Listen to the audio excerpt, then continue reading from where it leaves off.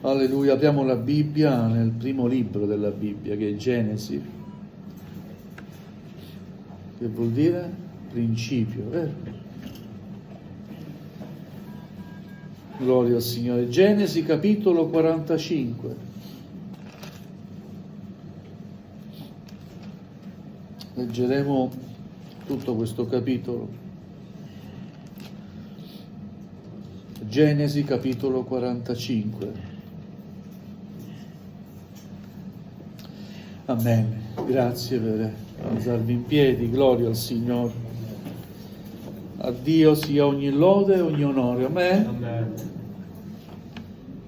Allora Giuseppe non poté più contenersi davanti a tutto il suo seguito e gridò: fate uscire tutti dalla mia presenza. Nessuno rimase con Giuseppe quando egli si fece riconoscere dai suoi fratelli. Alzò la voce piangendo. Gli egiziani lo udirono e l'udì la casa del faraone. Giuseppe disse ai suoi fratelli: io sono Giuseppe. Mio padre vive ancora? Ma i suoi fratelli non gli potevano rispondere perché erano atterriti dalla sua presenza. Giuseppe disse ai suoi fratelli: vi prego, avvicinatevi a me. Quelli si avvicinarono ed egli disse: io sono Giuseppe, vostro fratello, che voi vendeste perché fosse portato in Egitto. Ma ora non vi rattristate, né vi dispiaccia di avermi venduto perché io fossi portato qui, poiché Dio mi ha mandato qui prima di voi per conservarvi in vita. Infatti sono 2 anni che la carestia è nel paese e ce ne saranno altri 5, durante i quali non ci sarà raccolto né mietitura. Ma Dio mi ha mandato qui prima di voi perché sia conservato di voi un residuo sulla terra e per salvare la vita di molti scampati. Non siete dunque voi che mi avete mandato qui, ma è Dio. Egli mi ha stabilito come padre del faraone, signore di tutta la sua casa e governatore di tutto il paese d'Egitto. Affrettatevi a risalire da mio padre e ditegli: così dice tuo figlio Giuseppe, Dio mi ha stabilito signore di tutto l'Egitto, scendi da me, non tardare. Tu abiterai nel paese di Goshen e sarai vicino a me, tu e i tuoi figli, i figli dei tuoi figli, le tue greggi, i tuoi armenti e tutto quel che possiedi. Qui io ti sostenterò, perché ci saranno ancora 5 anni di carestia, affinché tu non sia ridotto in miseria, tu, la tua famiglia e tutto quello che possiedi. Ecco, voi vedete con i vostri occhi, e mio fratello Beniamino vede con i suoi occhi, che è proprio la mia bocca quella che vi parla. Raccontate dunque a mio padre tutta la mia gloria in Egitto e tutto quello che avete visto, e fate che mio padre scenda presto qua. Poi si gettò al collo di Beniamino, suo fratello, e pianse. E Beniamino pianse sul collo di lui. Baciò pure i suoi fratelli piangendo. Dopo questo i suoi fratelli si misero a parlare con lui. Intanto la voce si diffuse nella casa del faraone e si disse: sono arrivati i fratelli di Giuseppe. Questo piacque al faraone e ai suoi servitori. Il faraone disse a Giuseppe: di ai tuoi fratelli, fate questo: caricate le vostre bestie e tornate al paese di Canaan. Prendete vostro padre e le vostre famiglie e venite da me. Io vi darò il meglio del paese d'Egitto e voi mangerete il grasso della terra. Tu hai l'ordine di dire loro: fate questo: prendete nel paese d'Egitto dei carri per i vostri bambini e per le vostre mogli. Conducete vostro padre e venite. E non vi rincresca di lasciare la vostra roba, perché il meglio di tutto il paese d'Egitto sarà vostro. I figli di Israele fecero così e Giuseppe diede loro dei carri, secondo l'ordine del faraone, e diede loro delle provviste per il viaggio. Diede un abito di ricambio per ciascuno, ma a Beniamino diede 300 sicli d'argento e 5 mute di vestiti. A suo padre mandò questo: 10 asini, carichi delle migliori cose d'Egitto, 10 asine, cariche di grano, di pane e di viveri per suo padre durante il viaggio. Così congedò i suoi fratelli e questi partirono. Ed egli disse loro: non ci siano durante il viaggio delle liti tra di voi. Essi risalirono dall'Egitto e giunsero nel paese di Canaan, da Giacobbe loro padre. Gli riferirono ogni cosa, dicendo: Giuseppe vive ancora ed è governatore di tutto il paese d'Egitto. Ma il suo cuore rimase freddo, perché egli non credeva loro. Essi gli ripeterono tutte le parole che Giuseppe aveva loro dette. Quando egli vide i carri che Giuseppe aveva mandato per trasportarlo, lo spirito di Giacobbe loro padre si ravvivò. E Israele disse: basta, mio figlio Giuseppe vive ancora. Io andrò e lo vedrò prima di morire. Amen. Fin qui la lettura della parola del Signore. Accomodatevi pure. Alleluia. Questo capitolo, questi versi che abbiamo letto, ci introducono un po' alla figura di Giuseppe, figlio di Giacobbe, che nel Vecchio Testamento è una bella figura di Gesù Cristo, il nostro Signore. È una di quelle figure, di quei personaggi che troviamo nel Vecchio Testamento che ci portano con il pensiero e con la guida dello Spirito Santo e col nostro cuore a vedere per fede Gesù Cristo il nostro Signore. Ci sono delle similitudini tra Giuseppe e Gesù. Giuseppe era il favorito dal padre Giacobbe. Rispetto a tutti gli altri figli era considerato uno diverso, unico nel suo genere. E Gesù Cristo è il figlio di Dio, l'unigenito che viene dal Padre. E letteralmente unigenito vuol dire unico nel suo genere. Vuol dire che non c'è nessun altro come lui. Giuseppe era considerato uno diverso, perché viveva nel mondo dei sogni. Aveva questo dono da parte di Dio, riceveva dei sogni, delle rivelazioni. E queste rivelazioni non facevano che portare i fratelli in qualche modo a odiarlo. Quindi Giuseppe è stato anche odiato dai suoi fratelli, non accettato dalla casa sua, così come il nostro Signore Gesù non è stato accettato da tutto il suo popolo.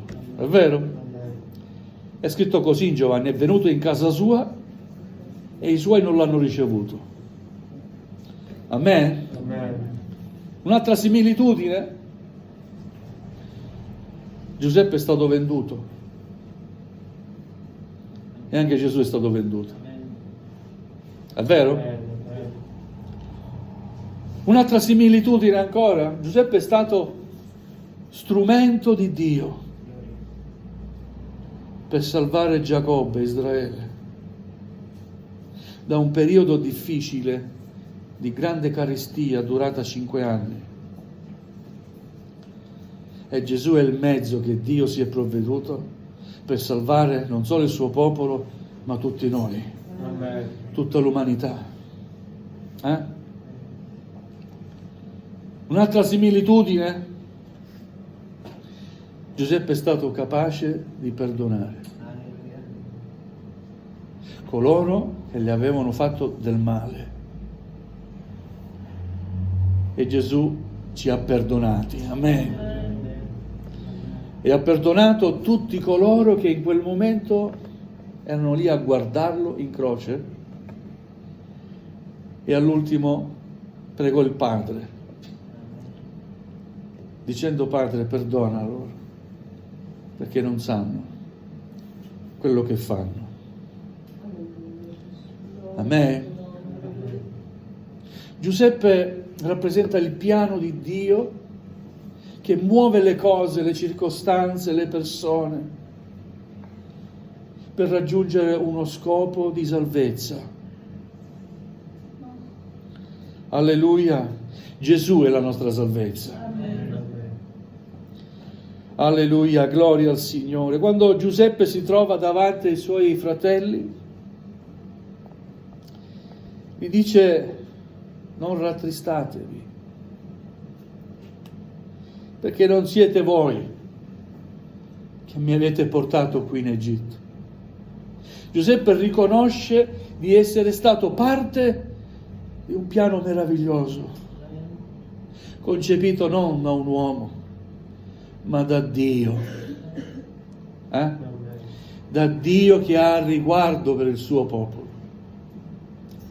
Gloria al Signore. È vero, Giuseppe ha sofferto tanto,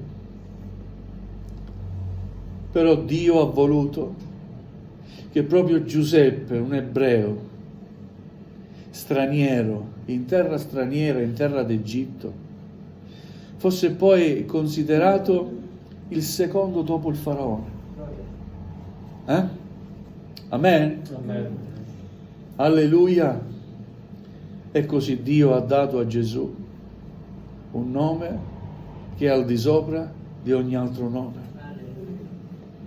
affinché nel nome di Gesù ogni ginocchio si pieghi e ogni lingua confessi che Gesù è il Figlio di Dio.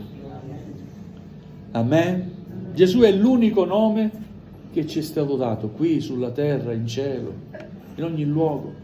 L'unico nome per cui noi possiamo essere salvati, avvicinarci a Dio, essere ricongiunti a Dio Padre e ricevere salvezza e vita eterna.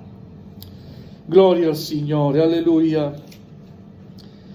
Giuseppe dice ai suoi fratelli: non siete voi che mi avete mandato qui, Dio mi ha messo qui. Alleluia. Dio ha voluto che io fossi Signore e governatore di tutto il paese d'Egitto per la vostra salvezza. E Dio ha tanto amato il mondo che ha mandato il suo unigenito figliolo, affinché chiunque crede in Lui non perisca, ma abbia vita eterna. Alleluia. Anzi, invita i suoi, dopo avergli mostrato il perdono. Alleluia. Dio ci dia grazia che quello che abbiamo ricevuto possiamo mostrarlo anche agli altri. Io sono stato grandemente perdonato dal Signore. E tu? Amen. Siamo stati perdonati dal Signore. Adesso andiamo avanti. Amen. Non dobbiamo rimanere sui nostri errori. I nostri errori appartengono al passato. Adesso si va avanti. E Giuseppe invita i suoi fratelli a dimenticare il passato come ha fatto lui. Anzi, dice: avvicinatevi a me. Li vuole abbracciare. Li abbraccia. Alleluia. E dice: andate da mio padre, raccontategli ogni cosa, affinché mio padre e tutto il popolo possano essere salvi qui in Egitto. Alleluia. Dà a questi fratelli un messaggio. Alleluia. Così Dio ci ha dato un grande messaggio. Amen. Anche noi abbiamo ricevuto da Cristo Gesù il più grande dei messaggi. Qual è questo messaggio? Giuseppe vive ancora. Il messaggio per noi è: Gesù vive ancora. Amen. Amen. Questo è un messaggio potente. Alleluia. E come questo messaggio ha potuto toccare in qualche modo il cuore di Giacobbe, che non credeva che suo figlio fosse vivo. Così questo messaggio, con il supporto dello Spirito Santo, può toccare ogni cuore. Amen. Alleluia, gloria al Signore, come testimonianza di quello che dicevano i fratelli. Diede a questi fratelli, per far modo che Giacobbe potesse vedere, tanti beni, vestiti, cibo, addirittura per ordine del faraone dice: dai anche delle carovane, dei carri, questo popolo non può camminare a piedi da questa strada. Dio provvede ogni cosa. Amen. Alleluia, gloria al Signore. Durante il viaggio è lungo ed è difficile. Alleluia, così come il nostro viaggio verso il cielo è lungo ed è difficile, ma Dio ci dà tutto il suo supporto. Amen. Vogliamo essere incoraggiati. Gloria al Signore. Un altro insegnamento, un'altra ambasciata di Giuseppe ai suoi fratelli, un'altra raccomandazione è: non ci siano durante il viaggio delle liti tra di voi, perché li conosceva. Questi fratelli litigavano sempre e l'odio che avevano in cuore per Giuseppe li ha portati a venderlo, a tradirlo, ad abbandonarlo e a dire a suo padre una bugia: l'ha ucciso un animale, hanno trovato il suo sangue. Gloria a Dio. Non ci siano durante il viaggio delle liti tra di voi, mi raccomando. Sai cosa vuol dire questo? Che dobbiamo vivere in pace. Amen. Dobbiamo rifiutare il litigio. Dobbiamo allontanarci da ogni disputa. Amen. Amen. Dobbiamo allontanare ogni ira. Amen. Sai perché? Perché è scritto che l'ira non compie il piano di Dio. Amen. Gloria al Signore. Non ci siano durante il viaggio delle liti tra di voi. Giunsero da Giacobbe, gli raccontarono tutto. Oh Giacobbe, guarda che abbiamo rivisto Giuseppe. Mi hanno raccontato la verità questa volta. Non è come quella tanti anni fa ti abbiamo detto che era ucciso, era stato ucciso. No.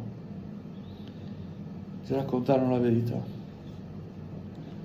Siamo stati noi a venderlo. L'abbiamo tradito, si sono pentiti. Ma Giacobbe non credeva ancora. Il suo cuore, abbiamo letto, rimase freddo. E quanti ancora oggi, anche se parliamo di Gesù, il cuore di chi ascolta rimane freddo. Amen. Ma Giacobbe cambiò idea quando vide i carri che Giuseppe aveva mandato per trasportarlo. E questi carri non potete essere voi ad averli rubati. Questi carri sarà stato mio figlio Giuseppe. È lui che ha pensato a noi. E così, fratelli, il mondo ha bisogno non solo di ascoltare la parola di Dio, ma di vedere anche i frutti dei figli di Dio. Amen. Il mondo ha bisogno di vedere che chi parla di Cristo non è un ipocrita. Amen. Amen. Non è un bugiardo, ma è qualcuno che ha sperimentato quello che parla. La prova evidente di quella tua testimonianza è la tua vita. Amen, perché la tua vita deve essere benedetta da Dio. Deve avere dei carri benedetti. Gloria al Signore. È così che Giuseppe cambiò idea, che il suo spirito si ravvivrò e accettò di andare con i suoi figli. Alleluia. E si è convinto, basta, mio figlio Giuseppe vive ancora. Gloria a Dio, alleluia. Gesù vive ancora. Amen. Gesù è vivente. Non c'è nulla che egli non possa fare. Amen. Questo messaggio è un messaggio potente. Vale per noi, ma anche per il bisogno che ha il mondo. Il mondo ha bisogno di giungere alla conoscenza che Gesù Cristo è vivente, che non lo si può trovare in una religione. Amen. Amen. Ma Gesù si trova quando davanti a Lui ti pieghi, lo cerchi, lo adori in spirito e verità. E ora trovi il Signore. E allora ricevi salvezza. E lo Spirito Santo mette in te la testimonianza che Gesù è vivente e che un giorno lo vedrai come Egli è. Amen. Lo raggiungerai. Amen. Alleluia. Gloria al Signore. Come Israele, Giacobbe ha raggiunto Giuseppe. Così noi raggiungeremo il nostro Signore. Gloria a Dio. È una bella similitudine che spero abbia prodotto in noi un grande incoraggiamento. Gloria al Signore. Ma vedete il piano di Dio come sussiste per sempre. In quel momento l'Egitto poteva rappresentare un luogo di rifugio e così è stato per tantissimi anni, se non erro circa 400 anni, finché si ebbe memoria di Giuseppe. Tutto andava bene, ma gli anni passano e gli uomini veniamo dimenticati. La stirpe del faraone continuava ad esistere, ma questo Giuseppe, l'ebreo, secondo dopo il faraone, che ha fatto tanto del bene in Egitto, la sua memoria è stata dimenticata. E gli egiziani vedevano questo popolo ebreo moltiplicarsi, progredire, prosperare, e hanno deciso di farli schiavi.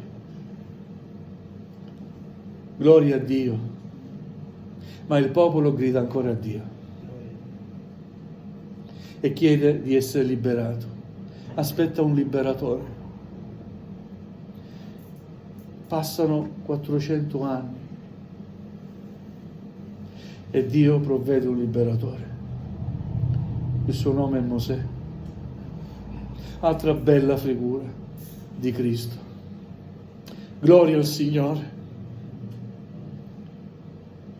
Il Signore li aveva portati prima in Egitto, poi li libera dall'Egitto e li riporta in quella terra che aveva promesso ancora e ancora e ancora, molti secoli prima, ad Abramo.